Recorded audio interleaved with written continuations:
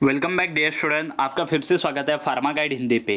तो आज हम देखने वाले हैं हॉस्पिटल एंड क्लिनिकल फार्मेसी का chapter number 3, that is the drug distribution system in hospital. Hospital में किस तरीके से ड्रग डिस्ट्रीब्यूशन होता है वह देखेंगे। उसके कुछ 20 MCQs आज हम डिस्कस करने वाले हैं, 20 to 24। तो चलिए, पहला क्वेश्चन है हमारा, patient who occupy the space in a hospital are called as.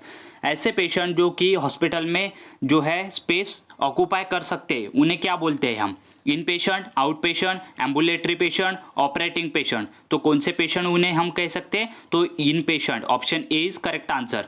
The patient who occupy the space in the hospital are called as in patient. Then question number 2, ambulatory patient are. Ambulatory patient किसे कहा जाता है? पहला option, required to go home after taking the treatment in OPD. Then option B, that is required to admit in the ward for the treatment. Option C, required emergency treatment, and option D, none of these. तो क्या कहा जा सकता है? ambulatory patient required to go home after the taking treatment in the OPD. Option A.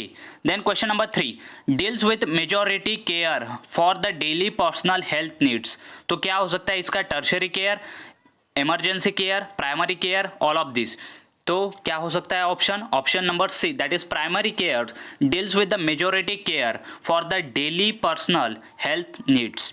Then question 4, that services are provided for the immediate medical attention or in the case of an accident. तो क्या हो सकता है इसका आपने मुझे answer करना है कि क्या हो सकता है। तो 4 ऑप्शन है, primary care, emergency care, referral care and none of this. तो क्या हो सकता है? ऑप्शन नंबर आपको मुझे सेंड करना है, या फिर जो हो सकता है primary care, emergency, referral care, ये मुझे बताना है। देन उसके बाद question number 5, the following is the reason behind the growth of out patient services. Out patient services के पीछे वाला रीजन क्या है? Following is the reason behind the growth of out patient services. तो पहला है हमारा, deficiency of the medical practitioner in the some area. Then option B, the need of health community. Option C, to conduct teaching programmers as per the needs of hospital, and option D, all of this. तो क्या हो सकता है इसका correct option? All of this. Reason रहता है growth of an out patient services बढ़ने का, तो उसका रीजन यह है कि deficiency of medical practitioner in the some areas. Then उसके बाद the needs of health community, उसके बाद to conduct the teaching programmers as per the needs of hospital.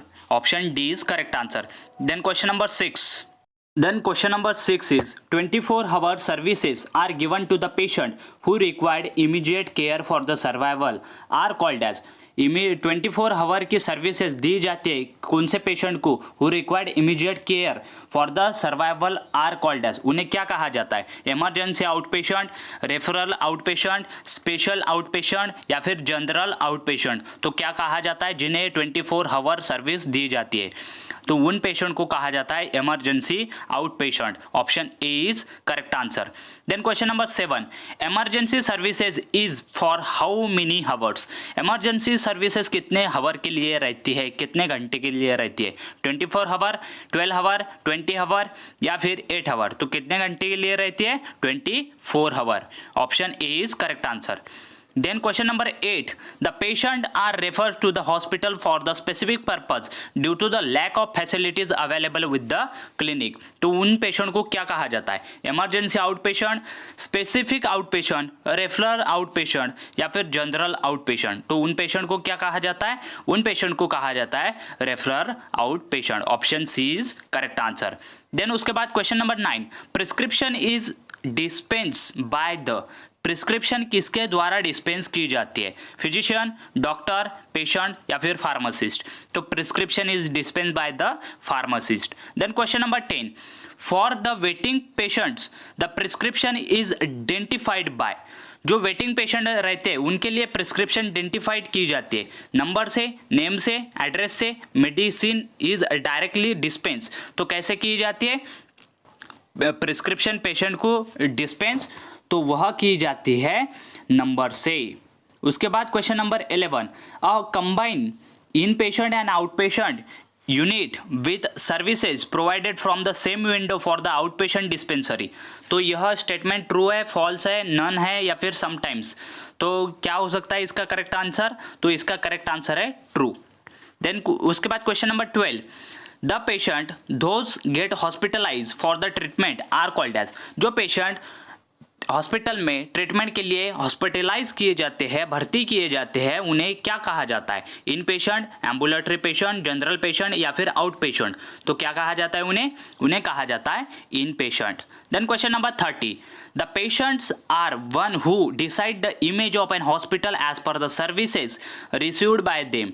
तो उन पेशेंट को क्या कहा जाता है? In patient, out patient, both या फिर नन। तो क्या कौन सा पेशेंट कहा जा सकता है उन्हें हम कहते हैं आउट पेशेंट्स। तो आउट पेशेंट क्या करते हैं? Are one who decide the image of the hospital as per the service received by them. Then उसके बाद question number 14, to in patient in the hospital medicines is distributed to the patient by which method. तो कौन से method से जो है in patient को hospital में मेडिकेशन डिस्ट्रीब्यूट की जाती है?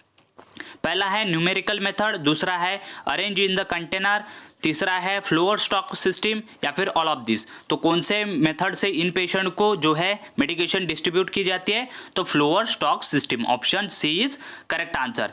देन उसके बाद question number 15, individual prescription order system is adopted by that that dash hospital. जो इंडिविजुअल प्रिस्क्रिप्शन ऑर्डर रहता है वो एडॉप्ट किया जाता है कौन से हॉस्पिटल द्वारा? Small hospital, large hospital, medium hospital, very big hospital. तो कौन से हॉस्पिटल द्वारा क्या किया जाता है? इंडिविजुअल प्रिस्क्रिप्शन ऑर्डर सिस्टम जो है वो एडॉप्ट की जाती है। तो वह की जाती है स्मॉल हॉस्पिटल द्वारा। उसके बाद question number 16, for in patient the dispense medicine is label by. In patient के लिए डिस्पेंस मेडिसिन जो रहती है वो लेबल की हुई रहती है पेशेंट नेम से, नंबर से, गिवन रैंडमली या फिर directly given to the patient. तो किस तरीके से इन पेशेंट को डिस्पेंस की जाती है? जो मेडिकेशन है वो लेबल हुई, वो कैसे डिस्ट्रीब्यूट की जाती है? तो वो पेशेंट के नेम के अनुसार वहाँ पर डिस्ट्रीब्यूट की जाती है। Then question number 17, penicillin G3 lakhs unit per ml is included in. जो पेनिसिलिन G3 है वो lakhs unit by ml is included किस में आता है? एंटी एलर्जिक, एंटीकोएगुलेंट, मिसलेनियस या फिर एंटीबायोटिक्स। तो किस में आता है वह आता है हमारे एंटीबायोटिक्स में। क्यों? क्योंकि पेनिसिलिन एंटीबायोटिक है। उसके बाद 18, in dash system both pharmacy and nursing station are responsible for the drug distribution. तो कौन से सिस्टम में? यूनिट डोज सिस्टम में, कॉम्बिनेशन सिस्टम में, फ्लोर स्टॉक सिस्टम में या फिर इंडिविजुअल प्रिस्क्रिप्शन ऑर्डर सिस्टम में। तो कौन से सिस्टम में जो है फार्मेसी एंड नर्सिंग स्टेशन जो है वो रिस्पॉन्सिबल रहते हैं ड्रग के डिस्ट्रीब्यूशन के लिए? तो वह है फ्लोर स्टॉक सिस्टम के लिए, option C. Then question number 90, the stocks of non charge floor stock drug is maintain by. जो स्टॉक रहता है non charge floor stock drug का वो मेंटेन किया जाता है किसके द्वारा? कैटेगरी ऑफ ड्रग के द्वारा, फ्रीक्वेंसी ऑफ ड्रग के तरीके से या फिर use, cost of the drug या फिर ऑल ऑफ दिस। तो किस तरीके से जो है वो non charge floor stock drug जो है उनका स्टॉक मेंटेन किया जाता है? तो वह मेंटेन किया जाता है सारे प्रकार से, कैटेगरी ऑफ ड्रग के हिसाब से भी, फ्रीक्वेंसी ऑफ ड्रग के हिसाब से भी और उनके कॉस्ट के हिसाब से भी, मतलब all of this. Option D is correct answer. Then question number 20, for envelope method who fills pre fill envelope of medicine. Envelope method के लिए कौन ऐसा है कि जो फिल कर सकता है prefilled envelope of the medicine? Pharmacist, physician, nurses या फिर पेशेंट। तो कौन यहाँ पर ये कर सकता है? तो फार्मासिस्ट क्या कर सकता है? Prefilled envelope of medicine fill कर सकता है। देन उसके बाद 21, stainless steel design cupboard is design for which system. Stainless steel का जो कपबोर्ड रहता है वो डिज़ाइन किया हुआ रहता है फॉर कौन से सिस्टम के लिए? मोबाइल डिस्पेंसिंग यूनिट के लिए, ड्रग बास्केट मेथड के लिए, यूनिट डोज डिस्पेंसिंग के लिए या फिर सेंट्रलाइज यूनिट डोज डिस्पेंसिंग के लिए। तो किसके लिए जो है स्टेनलेस स्टील डिज़ाइन किया हुआ रहता है? तो स्टेनलेस स्टील कपबोर्ड जो है वो डिज़ाइन किया हुआ रहता है मोबाइल डिस्पेंसिंग यूनिट के लिए। उसके बाद question number 22, advantages of complete floor stock system are.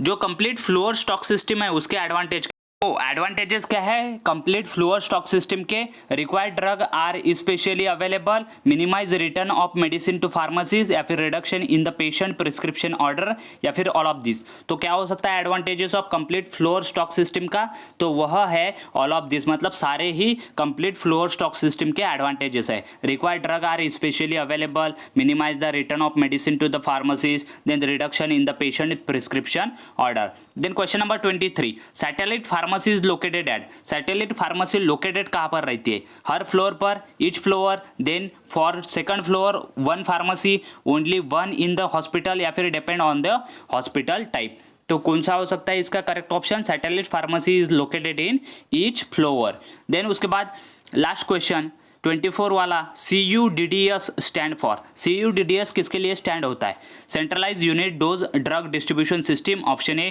Then option B central utility dose drug distribution system, option C centralise unit dose drug dispensing system, या फिर option D central unit dose drug dispensing system. तो CUDDS stands for centralise unit dose drug distribution system, मतलब option number A is the correct answer. अगर यह video अच्छी लगती है तो लाइक कर दीजिए, चैनल को सब्सक्राइब कर दीजिए, और इसी तरह चैनल को और वीडियो को ज़्यादा से ज़्यादा दोस्तों के साथ शेयर कर दीजिए। Thank you very much for watching the video till and.